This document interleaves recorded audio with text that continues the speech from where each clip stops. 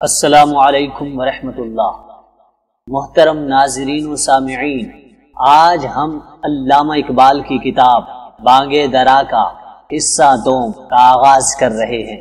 حصہ اول آپ کی دعاؤں اور محبتوں سے مکمل ہو چکا ہے۔ ہمیں امید ہے کہ جس طرح آپ نے حصہ اول میں ہمارا ساتھ دیا، ویسے ہی حصہ دوم میں بھی اپنی محبتوں سے نوازیں گے۔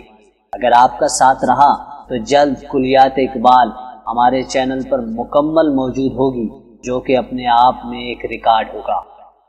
بانگ درا محبت حصہ دوم۔ عروس شب کی زلفیں تھیں ابھی نہ آشنا خم سے، ستارے آسماں کے بے خبر تھے لذت رم سے، قمر اپنے لباس نو میں بیگانہ سا لگتا تھا، نہ تھا واقف ابھی گردش کے آئینے مسلم سے، ابھی امکان کے ظلمت خانے سے ابھری ہی تھی دنیا، مزا کے زندگی پوشیدہ تھا پہنائے عالم سے، کمال نظم ہستی کی ابھی تھی ابتدا گویا، ہویدا تھی نگینے کی تمنا چشم خاتم سے،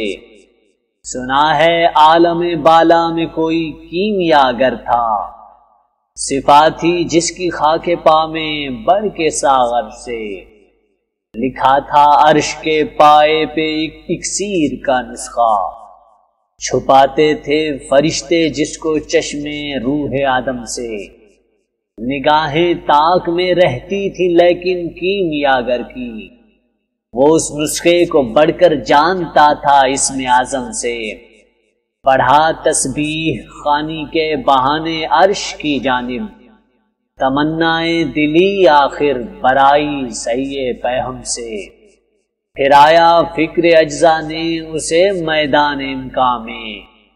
چھپے گی کیا کوئی شے بارگاہ حق کے محرم سے،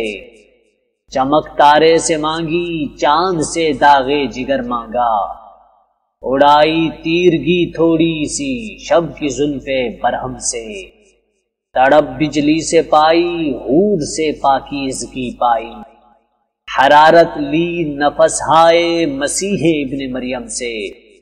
ذرا سی پھر ربوبیت سے شان بے نیازی لی، ملک سے عاجزی افتادگی تقدیر شبنم سے، پھر ان اجزاء کو گھولا چشمائے حیواں کے پانی میں، مرکب نے محبت نام پایا عرش اعظم سے، محوس نے یہ پانی ہستی نوخیز پر چھڑکا، گرہ کھولی ہنر نے اس کے گویا کار عالم سے، ہوئی جنبش آیا ذروں نے لطف خواب کو چھوڑا، گلے ملنے لگے اٹھ اٹھ کے اپنے اپنے ہمدم سے، کرام ناز پایا آفتابوں نے ستاروں نے، چٹک غنچوں نے پائی داغ پائے لال ہزاروں نے،